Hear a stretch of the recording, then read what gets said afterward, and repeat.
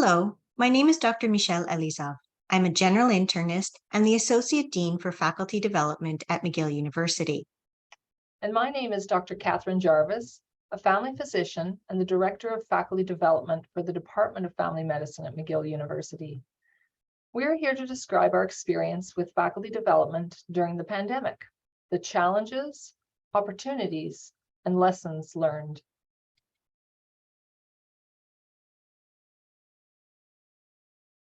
The three lessons learned are the value of disruption, the importance of variety, and the need for lifelong learning.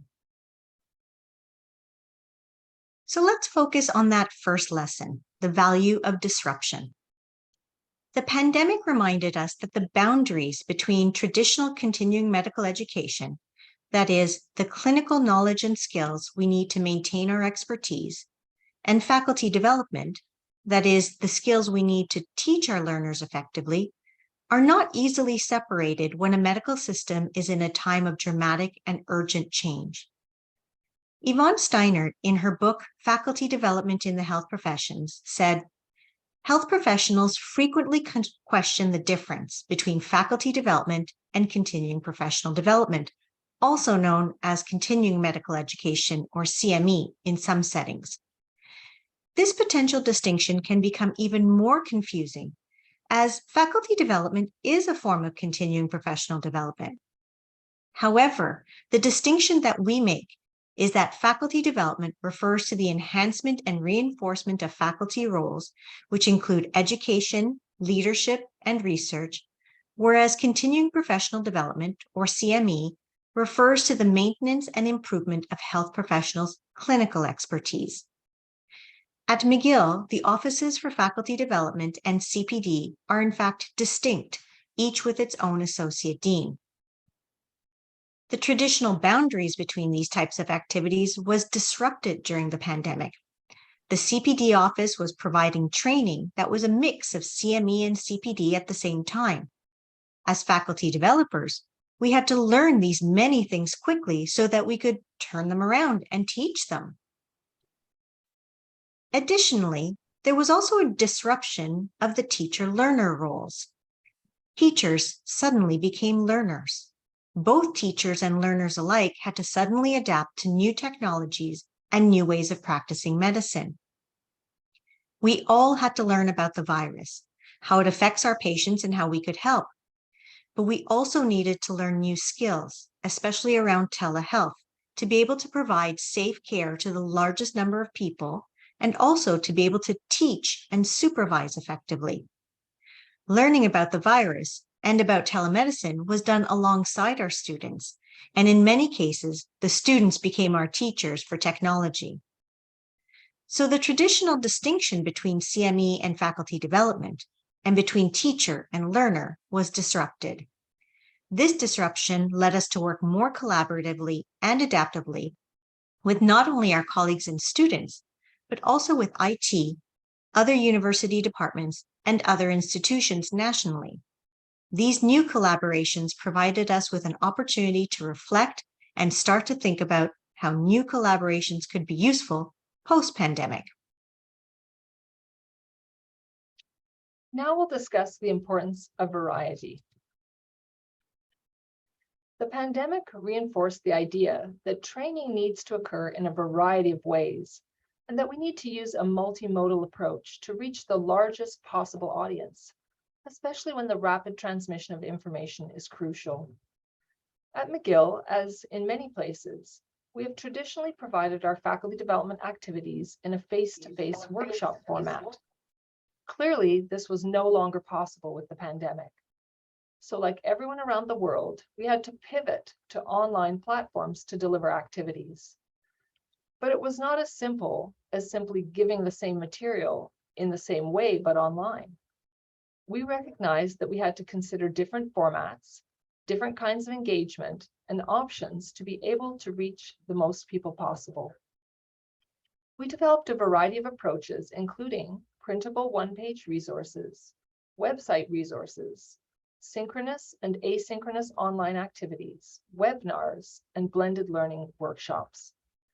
This multimodal approach to learning was extremely valuable It provided standardized content that was delivered in a variety of ways, allowing for the strengthening of communities of practice and wider dissemination of information. Online learning allowed for gathering of small and large groups that included learners, clinicians, and educators. Gathering online allowed participants to support each other during challenging times. Our experience made us realize that continuing with a multimodal approach to the delivery of faculty development is necessary, but that it will need to be done thoughtfully with an appropriate mix of in-person and online events. Moving forward, we will also need to plan activities of various lengths and with varying focus depending on the audience we hope to reach and the objectives we hope to achieve. The third lesson that the pandemic has brought into sharper focus is the importance of lifelong learning. The pandemic emphasized that the continuum between learner and teachers is not linear.